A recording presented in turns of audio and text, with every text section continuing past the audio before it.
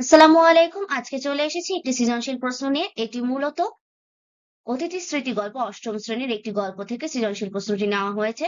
যদিও ষষ্ঠ থেকে দশম শ্রেণী পর্যন্ত সৃজনশীল প্রশ্নের ধরন একই থাকবে, তাই একটি সৃজনশীল প্রশ্ন কিভাবে লিখতে হবে সেটি বুঝিয়ে প্রত্যেকটি সৃজনশীল প্রশ্নের ধরন ব্যাখ্যা করে দিচ্ছি।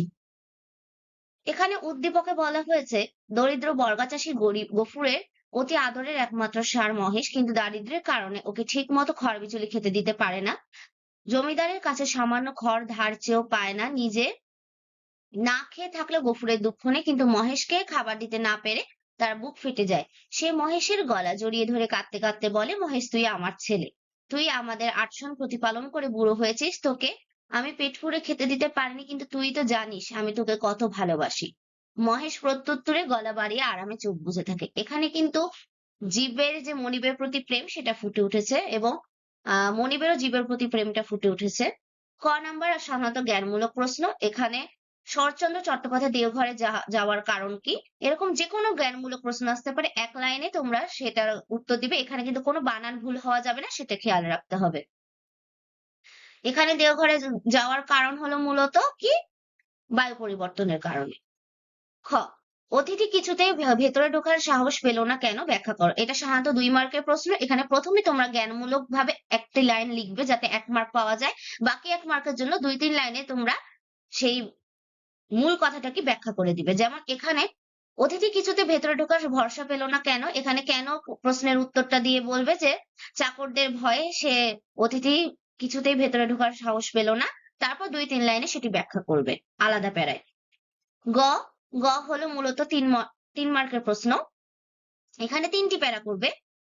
উদ্দীপকে মহেশের প্রতি গফুরের আচরণে অতিথি স্মৃতি গল্পে যে দিকটি প্রকাশ পেয়েছে তা ব্যাখ্যা করো। এখানে যে কোনো ক্ষেত্রে তোমরা গ নাম্বারের প্রশ্নে প্রথমে 1 লাইনে লিখবে যে মূল মূল প্রশ্নটা কি করেছে। যেমন এখানে বলেছে যে দিকটি প্রকাশ পেয়েছে, তাহলে কোন দিকটি প্রকাশ পেয়েছে সে কথাটা প্রথমে লিখবে।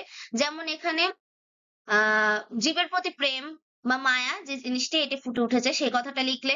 তারপর তোমরা উদ্দীপকের কথাটা লিখবে। উদ্দীপকের মূল কথাটা কি বলা হয়েছে সেটা একটা প্যারায় লিখবে। তারপর তারপরের প্যারায় অতিথি স্মৃতি গল্পে কি বলা হয়েছে, মানে তোমাদের মূল গল্প বা কবিতায় যেটা বলা হয়েছে সেটা লিখবে। তারপর 2-1 লাইনে তোমরা আহ তুলনা করবে যে উদ্দীপকে আর অতিথি স্মৃতি গল্পে যে একই দিকটা প্রকাশ পেয়েছে সেটা কেন, সেটা 2-3 লাইনে ব্যাখ্যা করে শেষ করবে। এবং ঘ হলো 4 মার্কের প্রশ্ন। এখানে উদ্দীপকের গফুরের সাথে লেখকের চেতনাগত মিল থাকলেও প্রেক্ষাপট ভিন্ন। অবশ্যই প্রেক্ষাপট ভিন্ন, কারণ এখানে অতিথি স্মৃতি গল্পে আসলে প্রথমে অতিথির সাথে দেখা হয়েছিল কখন, হঠাৎ করে বায়ু পরিবর্তন করতে আসার পর হঠাৎ করে দেখা হয়েছিল, তখন তার প্রতি মায়া জন্মিয়েছে। আর গফুরের কিন্তু 8 সন ধরে তাকে প্রতিপালন করছে গফুরের কাছে মহেশকে। তো জীবের প্রেম, এখানে প্রেক্ষাপটটা কিন্তু ভিন্ন, যদিও জীবের প্রেম ফুটে উঠেছে কিন্তু প্রেক্ষাপটটা আলাদা।